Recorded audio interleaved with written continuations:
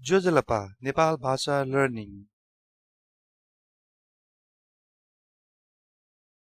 Number 1 करौ हा यसकोमा म आउँछु एकैछिनमा कराउँदैछ हाला चोन कराइसक्यो हाले हाले टुङ्कल कराउनु पर्छ हाले मानी यो जुन हा वर्ड हुन्छ हामीले माउरीलाई पनि हा भन्छौँ र रुख कुनै जराहरू रुखको जरा अथवा कुनै प्लान्टको जरालाई पनि हा भन्छ र त्यस्तै गरी अर्को हामीले अब कुनै खानेकुरा हामीले अब त्यो पानी वाटर बोइल गरेर त्यसको बाफमा मात्र पकाउँछौँ भने त्यसलाई पनि हा भन्छौँ जस्तै अब चामललाई अब स्टिम गरेर पकाऊ अब त्यो बाफमा मात्र पकाऊ भन्नको लागि चामल अर्थात् जाकी हा भन्छौँ हामीले र त्यस्तै गरी बारालाई पनि ओइलमा नपकाइकन हामीले स्टिम गरेर पनि खाने गरिन्छ जुन ओइल नहुने मान्छेहरूको लागि चिल्लो नहुने मान्छेहरूको लागि त्यस्तै अर्को नम्बर छ नेक्स्ट नम्बर काट चा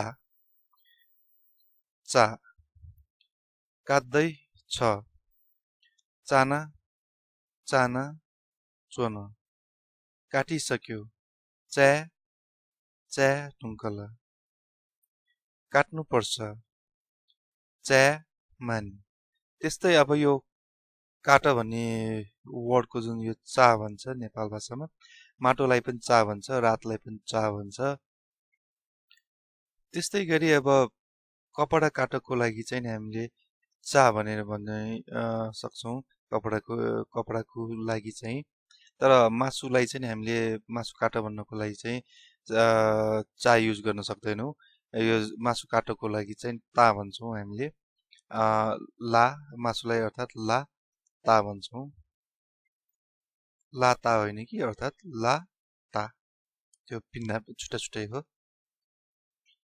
नेपाली भाषामा अब मासुलाई पनि काट भन्छौँ र कपडालाई पनि काट भन्छ तर नेपाल भाषामा अलिकति चा र ता फरक छ यदि मासु र कपडाको केस हो भने त्यस्तै गरी काठ काट्नको लागि पनि करौँतीबाट काट्नको लागि हो भने चाहिँ चा भन्छ र बन्चौरोबाट हो भने चाहिँ नि सी फा भन्छ सी अर्थात् काठ चाको सट्टा फा युज गर्छ र यसमा कन्फ्युज नहुनु होला सिक्दै जानु भएपछि हो भने सजिलै हुन्छ त्यस्तै डोरी काट्नु पर्यो भने पनि चा भन्छ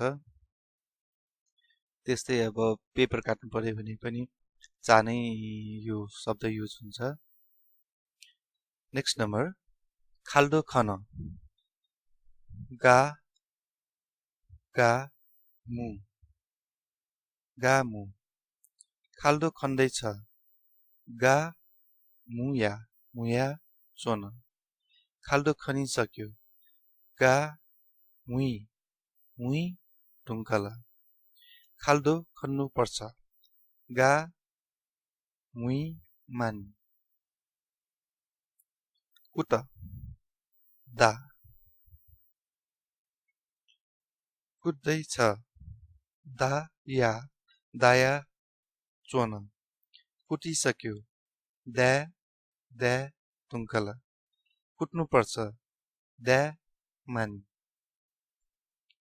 खाऊ न फलामलाई पनि न भनिन्छ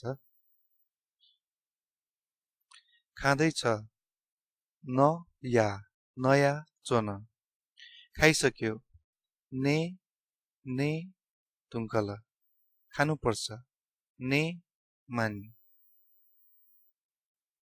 खस्यो कुठु वन कुठु वन खस्दैछ कुठु वया चोङ्गु दु खसिसक्यो कुठु वे टुङ्कल खसाउनु पर्छ कुर्के मानी अनि यसमा चाहिँ खसौ भन्नको लागि चाहिँ अब कुनै सामान हामीले खसौ भन्नको लागि चाहिँ कुर्की भन्छौँ, कुर्की। नेक्स्ट नम्बर खुवाउ भन्नको लागि नकी, नकी। खुवाउँदै छ, नका, नका, नका, नका चोन। खुवाइसक्यो, नके, नके ढुङ्कल।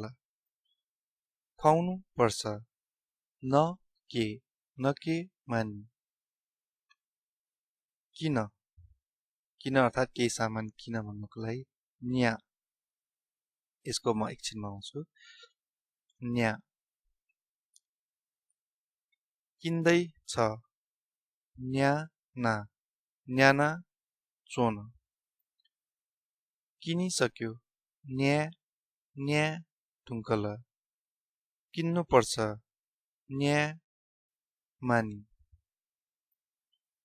न्या अब किन्नलाई पनि किन सामान किन भनेर भन्नुलाई पनि न्या भन्छौँ हामीले। त्यस्तै गरी अब माछालाई पनि न्या भन्छ र त्यस्तै टोक अब कसैलाई टोक भन्नको लागि पनि अब न्या भन्छ। अथवा माछा नै टोको, अब केही खानेकुरा टोको भन्नको लागि पनि न्या भन्छ। खानेकुरा टोको भन्नको लागि चाहिँ वान्या भन्छ र प्राय न्या भन्नको लागि कुकुरले जिस्किएर कसैलाई कुकुर आफ्नो पालिरहेको कुकुरलाई न्या अरूलाई टोको भन्नको लागि चाहिँ न्या भन्छ। खानेकुरा अब माछाहरू टोकोलाई चाहिँ न्या भन्दा पनि वान्या बेटर हुन्छ। अनि कोही मान्छेलाई चाहिँ नि केही खानेकुरा टोको भन्नको लागि चाहिँ नि न्या नभन्नु होला, त्यो अलि अपमानजनक जस्तो हुनसक्छ। किनभने कुकुरलाई टोको भन्नको लागि न्या भन्छ, कुखुरालाई पनि अब टोको भन्नको लागि कुखुरालाई अब कसैलाई जिस्किएर आफ्नो पालिरहेको कुखुरालाई अरूलाई टोको भन्नको लागि न्या भन्छ। जस्तै अब मान्छेले पनि टोक्छ, अरू मान्छेलाई हातमा टोकिदिन्छ, कहीँ टोकिदिन्छ, त्यसकोमा चाहिँ वान्या अथवा टोकिसक्यो भन्नलाई वान्या त त्यो भन्न सकिन्छ क्या। अब अर्को नम्बर छ, त्यस्तै आज डबल मिनिङ भएको वर्डहरू धेरै आएको छ, तर त्यस्तो धेरै पनि छैन, गाह्रो छैन त्यस्तो खासै। अब लगाऊ, फ्यु, यो यसमा म एकछिनमा आउँछु। लगाऊ अर्थात् फ्यु। यसमा आई गेस पी पनि हुनसक्छ होला, फ्यु, फ्यु हो खास त्यो, पी पनि हुनसक्छ होला, एफ पनि ठिकै हुन्छ जस्तो लाग्छ। लगाउँदैछ, फिना, फिना चोन। फिना हो यो, फिना हुन्छ जस्तो लाग्छ एफ राख्दाखेरि, त्यसैले म पी नै राखिदिन्छु यो सबैमा, फिना।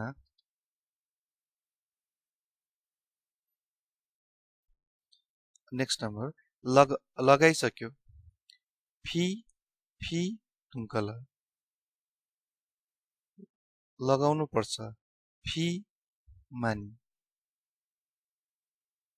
त्यस्तै अब सुरुवाल लगाउनु पर्यो भने चाहिँ, लुगा लगाउनु पर्यो भने हामीले फ्यु भन्छौँ। त्यस्तै अब सुरुवाल लगाऊ भन्नको लागि चाहिँ हामीले सुरुवाल फ्यु भन्दैनौँ कि हामीले सुरुवालको केसमा चाहिँ न्या भन्छौँ। जस्तै जिन्सको केसमा न्या भन्छौँ। जस्तै अब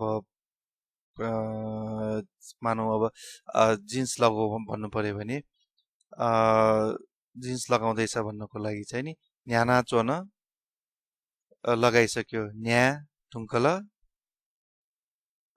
लगाउनु पर्छ न्या मानी। फेरि एकचोटि भनिदिन्छु म, न्या लगाउँदैछ, न्याना चोन, न्या ढुङ्कल, न्या मानी। त्यस्तै अब औँठी लगाऊ भन्नको लागि चाहिँ नि न्या युज गर्छौँ, औँठीलाई अङ्गु, अङ्गु न्या। जुत्ताको लागि पनि लाका न्या भन्छौँ। अनि टोपी लगाऊ भन्नको लागि चाहिँ न्या पनि भन्दैन, फ्यु पनि भन्दैन, पु भन्छ।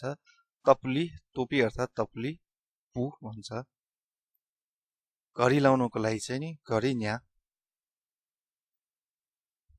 अनि त्यस्तै चेन लगाऊ अथवा गोल्डन चेन अथवा केही अरू चेन सिल्भर चेन केही चेन लगाऊ भन्नको लागि चाहिँ नि काटीमा लगाउने चेन जिपर चाहिँ होइन चेन लगाऊ भन्नको लागि चाहिँ नि हामीले शिख कोखा भन्छौँ। शिख कोखा शिख अर्थात् गोल्डन चेन र गोल्डन चेनलाई चाहिँ लुया शिख सिल्भर चेनलाई चाहिँ वया शिख र त्यस्तै कुकुर बाँध्ने चेनलाई पनि शिख नै भन्छ र कुकुर बाँध्ने चेनलाई चाहिँ अब शिख हजी भन्छ अथवा कुकुरलाई बाँध्ने शिख भनेर नेपाल भाषामा भन्न सकिन्छ। त्यस्तै अब सुरुवालको टुना लगाउनको लागि चाहिँ नि टुना अब त्यो सुरुवालमै लगाउने हो भने चाहिँ नि इजार अब टी भन्छ र त्यस्तै अब आफूले सुरुवाल लगाएर त्यो बाँधा भन्नको लागि चाहिँ इजार च्यु भन्छ। र अब नेक्स्ट नम्बरमा जाउँ लेख चो चो र लेख भन्नको लागि चो भन्छ र पिसाबलाई पनि चो भन्छ। नेक्स्ट लेख्दैछ चो या चोया चोन लेखिसक्यो चोए चोए ढुङ्कल लेख्नु पर्छ चोए मानी। लिउ का का लिँदैछ क या कया चोन लिसक्यो क्या क्या ढुङ्कल र त्यस्तै छोरालाई पनि क्या भन्छ। लिनुपर्छ क्या मानी। ल्याउ हजी हजी हजी ल्याउँदैछ या हया चोन ल्याइसक्यो हे ढुङ्कल ल्याउनु पर्छ हे मानी। लुक सु लुक्दैछ सुला चोन लुकिसक्यो सुले सुले ढुङ्कल लुक्नु पर्छ सुले मानी। र mynews.com मा हजुरले वर्ल्डको सबै न्युज साइटहरूको लिङ्कहरू पाउन सक्नुहुन्छ। प्रायः जस्तो सबै साइटहरूको लिङ्कहरू छ यसमा सबै अर्थात् पपुलर साइटहरू जस्तै स्पोर्ट्स न्युजहरू इन्टरटेनमेन्ट न्युजहरू पनि छ इन्क्लुडिङ वर्ल्ड स्टक मार्केटको पनि। र आजलाई यति नै गरौँ र युआरएल चाहनुहुन्छ भने यहाँ छ mynews.com र ब्लग र फेसबुक चेक गर्न सक्नुहुन्छ र फेसबुक ग्रुप पनि हेर्न सक्नुहुन्छ र सेयर पनि गर्न सक्नुहुन्छ ब्लग एड्रेस साथीहरूसँग ताकि हजुरलाई प्र्याक्टिस गर्ने कोही अरू साथी हुनेछ। Thank you for watching. शुभ